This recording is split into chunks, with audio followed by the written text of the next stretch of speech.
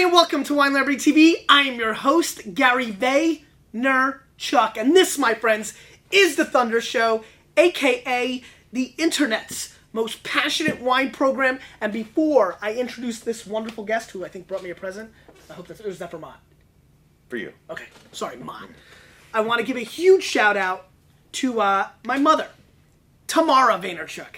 It is her birthday today.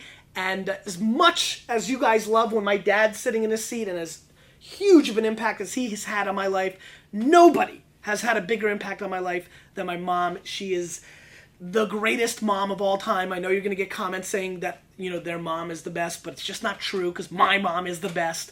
And I see Matt shaking his head already. And she's just a wonderful human being. And I'm very, very, very, very, very grateful that the world gave me her as my mom, and I want to wish her a wonderful birthday today. And also a couple more shout-outs to Colin Hughes Bands and Jackson Hughes Bands.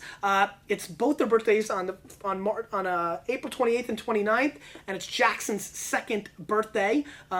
Colin, you almost had Jackson on your birthday. Pretty cool. And then finally, you see this, July 10th, huge party here at Wine Library. We're going to have a CinderellaWine.com party. Some of the wines we've done on Cinderella Wine, we're going to tape an episode. I'm thinking about taping like a group episode, so everybody that comes maybe can sit down and tape. I don't know what I'm going to do, but it's going to be iconic.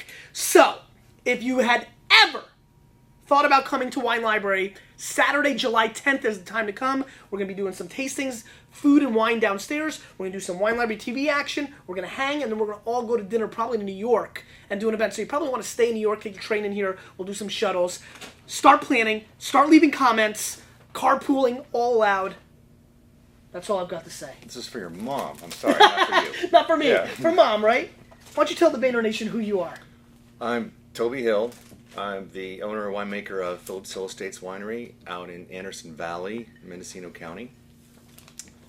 And we have 3 wines here. You're welcome.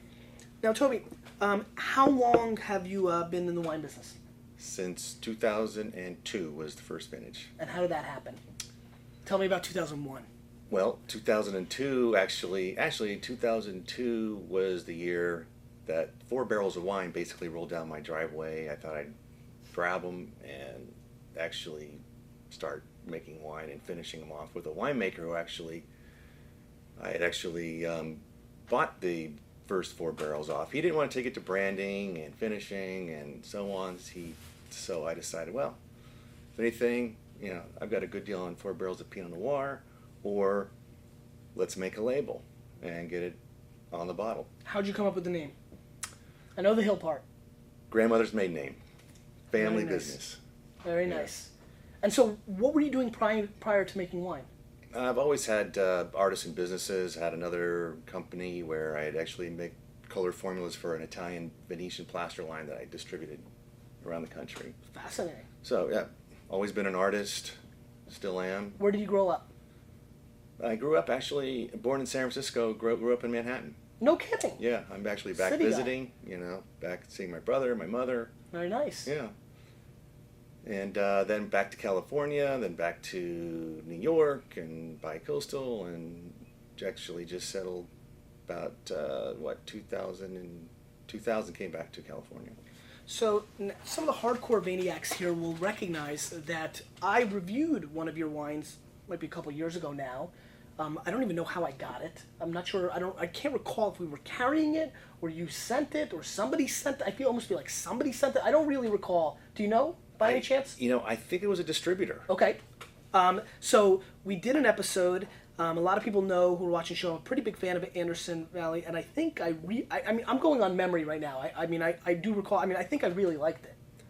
Yeah, you were pretty crazy about it. Yeah, I remember. What was it? It was the 2005 Toulouse Vineyard Pinot Noir. So I remember I went bonkers about it, and I think I encouraged people to get on the mailing list. I just remember this being one of the 3 or 4 producers that I acted like this with. Can you tell us the story about that? Like, what was that like? I know the Vaniacs, they come through when, you know, when we find things like this. Was that a big, what happened there? Well, that was when I first found out actually who you were. Actually, my email turned into a Las Vegas slot machine. Nice. Do you remember this, Mark? Now I remember now. Yeah. Do you remember this? Yeah. It was a battle between 2 Pinots of a Central Otago Pinot Noir. That's Right. It was the Hagler-Hearns Yes. battle Yes. between the two Pinots. And so what happened? Did you got a big response to the email? So what happened? Great response. Give me the great story of like you just come to your email one day and it's like 137. It's just like Up all the way down and phone calls and just swamped, and I just didn't know what happened. And then you looked and you're like, this guy? I mean, you had to have that feeling, right? Yeah, no, but it's I loved it. It was on my you're on my website. I'm posting it, sent it out. It was. Did you have people like randomly through the years like say, hey, I saw you on Wine Library TV, or that's why things like that? Oh yeah. No, it's been. How about distributors? Did distributors contact you as well? Oh yeah, always takes a little review for a distributor to finally call. Finally pay attention. So it's nice. So I feel good about that. So that was a nice thing for the business. Yeah, definitely. Awesome. Yeah, thanks. No, listen, I mean, okay. You did it. I mean, right. I really enjoyed it. And so these now are the 08s. These are the 08s. And so tell us a little bit about the 08 Anderson Valley vintage. How is it different from the vintages since you've been there? Very different, and may never see it again. Which is why I brought up the question. Go ahead. Sure. 200 lightning strikes in Mendocino County in end of July, early August. Crazy, right? Crazy. It's never happened. 27 days of smoke-filled valley, and it was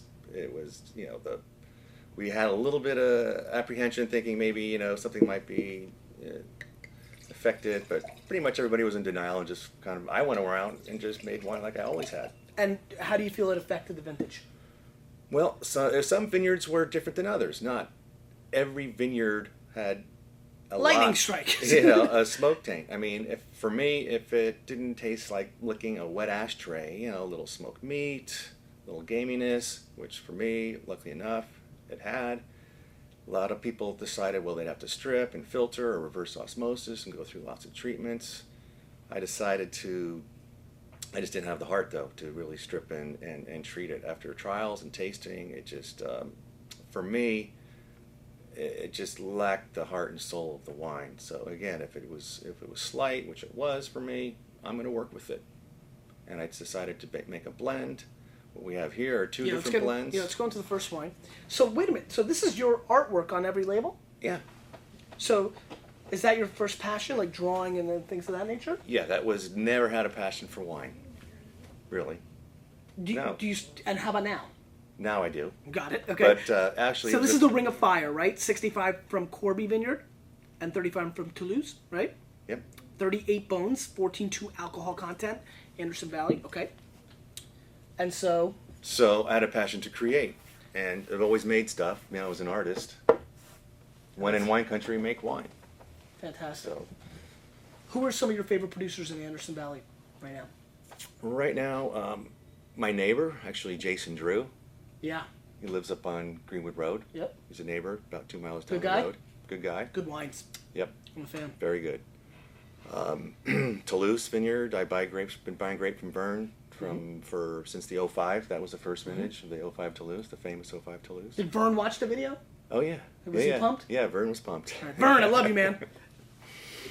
Okay, so let's get into this wine. Tell me a little bit about what you're seeing here. I mean, the nose does have a little bit of smokiness, but nothing that makes me think anything out of the ordinary. Kind of Pinot does. You're kind of lucky being a Pinot producer. It kind of all acts into the nuances of that varietal anyway.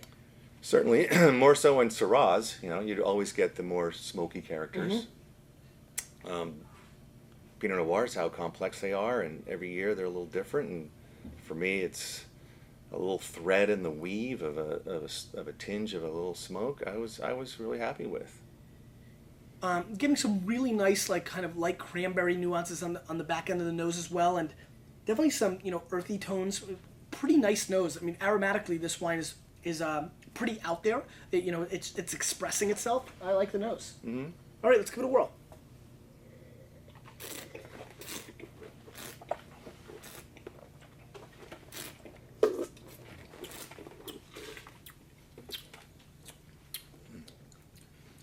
Only 150 cases produced of this wine. Really aggressive tannins on the mid palate, which I like. Once again, not even remembering what the hell I said the first time we tasted these wines. Obviously, different vintages. This is not from the same exact vineyard. It's a blend of some of that vineyard. What strikes me about this wine, and I think now it's recalling from them, it's how smooth your Pinots are. I mean, this is extremely silky on the palate. The flavor profiles are pretty intense. There's some green flavors in this wine, which I like quite a bit as a vegetable head. Are you picking up on some of the kind of like almost like green, I wouldn't say green bean, but almost like a subtle like bell pepper nuance on the back end? I like it. I mean, for me, it's quite appealing flavor profile.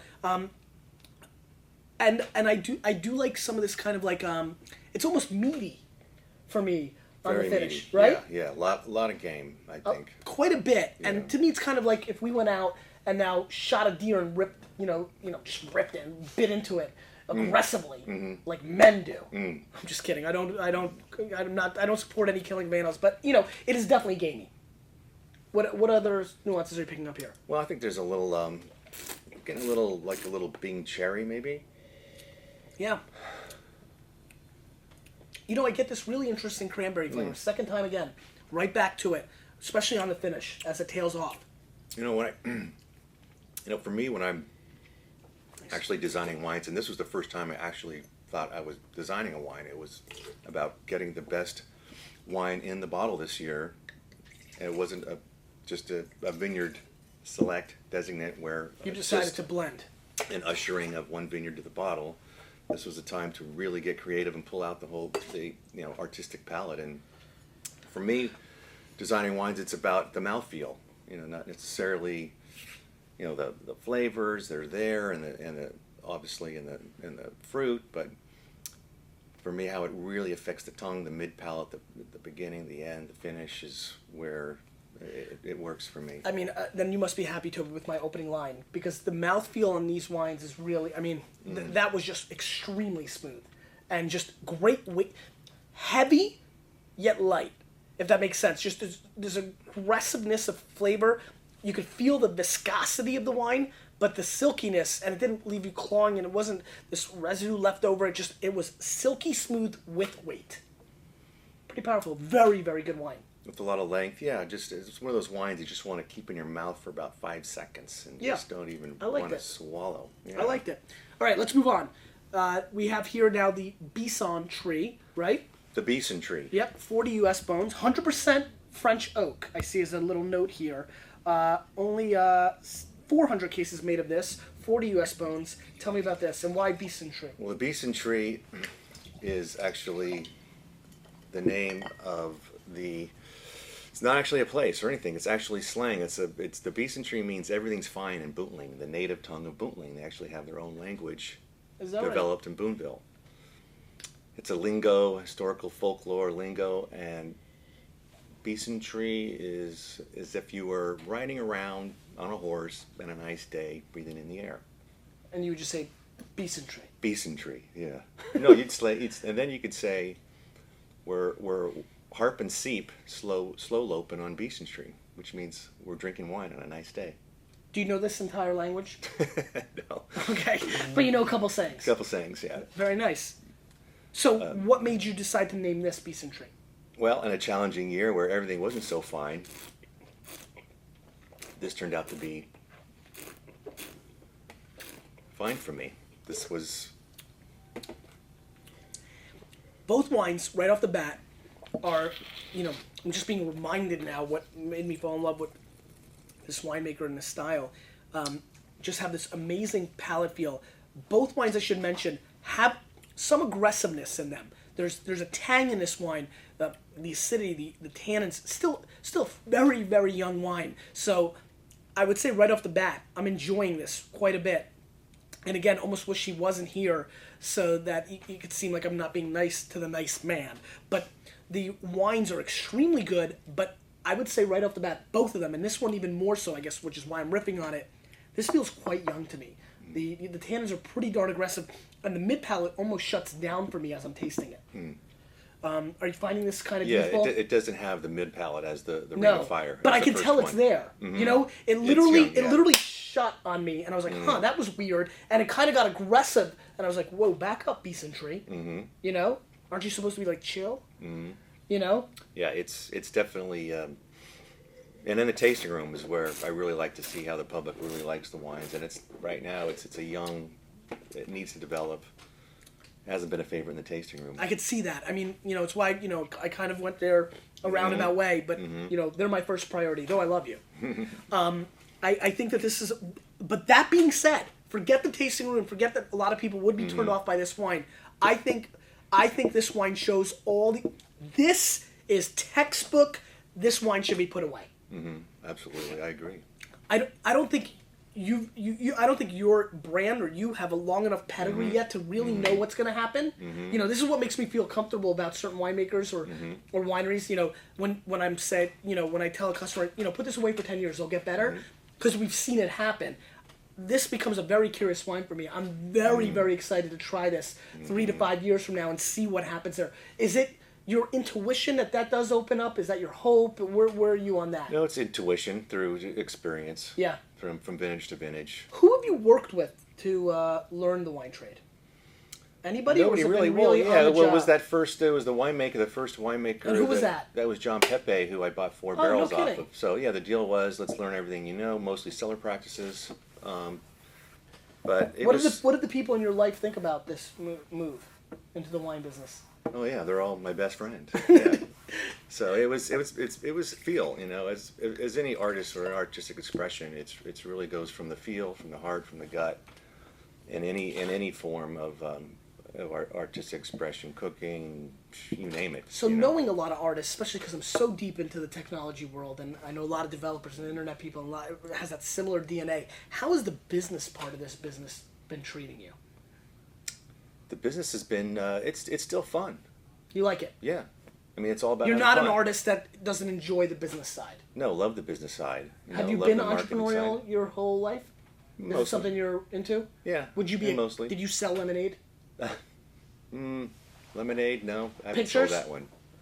Pictures? Yeah. Yeah. Did you draw pictures when you were little and sell them? Well, it wasn't until probably, the mid '80s, so I wasn't too small then. When I started selling the pictures. Selling the actual pictures. All right, let's get into the last slide. I like this picture. We've got the Openlander Vineyard, 42 U.S. bones, 600 cases. So actually, this is fascinating to me. The wines have gone up $2 a bottle, and production has gone up. So whereas normally the least produced, the 150 caser, would be oftentimes the one that would be the most expensive, not in your world. My world isn't that normal, to tell you the truth. It's probably a little weird. Okay. Yeah. So that's just how you roll? That's how I roll. I like that. And so why is the pricing the way it is? How do you come up with prices? Gut again, or because how much the fruit costs you? A little combination of both. Introducing new wines. Sometimes I like to bring it in a little bit lower price. Ones Just that to get have them to try. Right, ones that have been established, like the Oppenlander was the first vintage in 2002. So it's got a pedigree of following. Huge pedigree of following. How is your direct-to-consumer business right now? It's great, 80%. Right. Retail. How many states are you in? How many states in the country can people find your wines? Not a lot, right? No, maybe 2. 2? California, New Jersey? No, I'm not even in New Jersey. How the hell did I get the wine? I'm dying to figure out how I got the... So you're not even... We don't even sell wines. No, I had a distributor back Steven? then. T. Edwards. T. Edwards. Oh, I love Tom. He's a good dude. Yeah. Who'd you work with? What's his name? Gordon? Actually, Fred Dexheimer. Oh, Freddie Dex.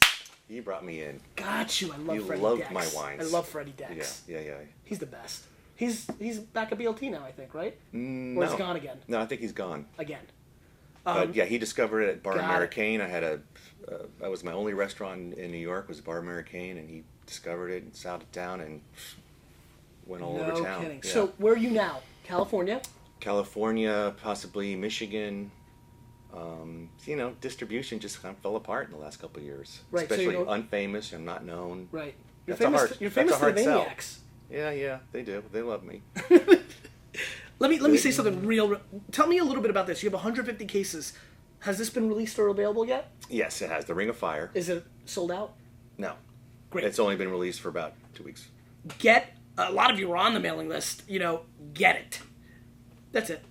Anyway, let's get into this. Now this vineyard is outside of Anderson Valley. This is a little hamlet. It's not in the Anderson Valley. It's an area called Comshy.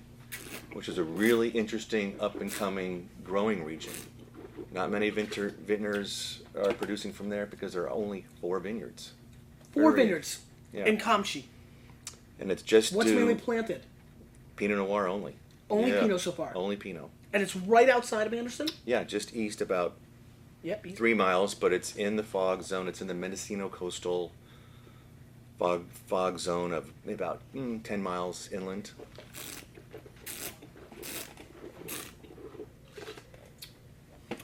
So I'm going to assume this is doing better than a Beeson Tree in the tasting room, because it's definitely more appropriate to the palate. It's got great length. It's pretty darn juicy. That's the characteristics of It's Oppenheimer. it's kind of smoky too on the back end. Slightly, yeah. And even what are you getting on the finish? I'm getting kind of an almost, believe it or not, if I didn't, a characteristic I would never say for a Pinot would be mint. But I almost get like this pepperminty kind of minty thing on the back end. You're not the first one who said that. Is that right? Yeah. Well, that other person's a genius. No, but I would tell you, this is a very unusual Pinot for me. If you're somebody, I was sitting here and we're just talking, and then, like, in the back of my mind, I'm like, weird, Heights Martha's Vineyard, there's like a minty kind of component on the back end of this wine, which is quite fascinating and very appealing for a Pinot. Well, that's what, being unusual and just is where I want to be. Yeah. Tell me your favorite thing about the wine world. What do you just love about it? Well, I would say, it's probably around harvest, the adrenaline rush, The challenge. The challenge, actually the exploration, probably mostly the exploration from vintage to vintage is where I really learn and absorb and take everything I know and absorb it like a sponge, and that's where I'll think and develop what's going to happen in the next vintage as a precedent from the vintages before.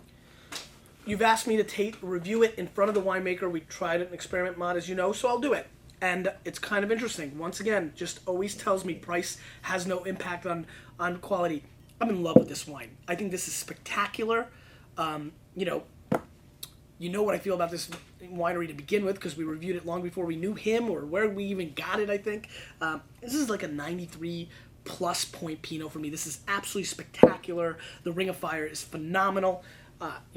Maybe I'm being seduced by the fact that I have this limited edition little thing here, but you like how I called it limited edition without really even knowing? You might have made 10 million of them. Love this, 93 plus. I would next go with the Oppenlander. I think this is also extremely good. A little bit more masculine, a little bit more intense, and that wild, almost minty-like finish. More like a 90 plus type wine for me. And the Beeson Tree is the least favorite of the bunch. I think it's showing the youngest, which is something worth talking about. And there's something going on with the mid palate that I'm concerned about. More like an 88 plus point wine for you guys at home. So that's kind of where I'm at. How do you fall? And they're all your children. Do you like them for different reasons, or are you able to kind of rate them in your own mind as well? No, I definitely agree. Right now, my favorite would be the Ring of Fire. Is it? Yeah, I mean, it's literally spectacular. And I just know the Beeson Tree is just going to take time. It's going to be a late You're going bloomer. to have to be patient with it. Yeah. Yeah, it's like one of those, like kids sometimes, they don't get good until like they're 25. Yeah, it's another living organism. Uh-huh. And so, yeah, and it's fun to really keep tasting and keep tasting and keep tasting it. And keep pushing and seeing where it goes. And see where it goes. Are you going to do a Beeson Tree next year? In 09, 09, did you make a Beeson Tree 09? No, right now, just have I've got all the wine in barrels, and they're all single vineyard, and we'll decide in the next 2, 3, 4 months from now to see where we're going to go. Very nice. Thank you so much, my friend. Okay, you're welcome. The guest always gets to ask the question of the day. Any question you want, Ask the Banner Nation. Could be about wine, art, life, food, the New York Jets, whatever you're in the mood for. Fire away and ask a question. Well, let's kind of stick with what we're talking about. In regards to Pinot Noir, your palate, has your palate changed recently? Are you interested in something that's a little different, something unusual? Where's your palate? Where's your palate these days? Mm-hmm. Very good. Yeah, actually, that'd be great to know. That's a good update for me, too. Lurkers, come out. Support this guy. You! Oh, Mott, definitely link up the name and phone number. Yeah, I'll make sure it's in the... Just email them and say, hey, you, with a little bit of me, we're changing the wine world, whether they like it or not.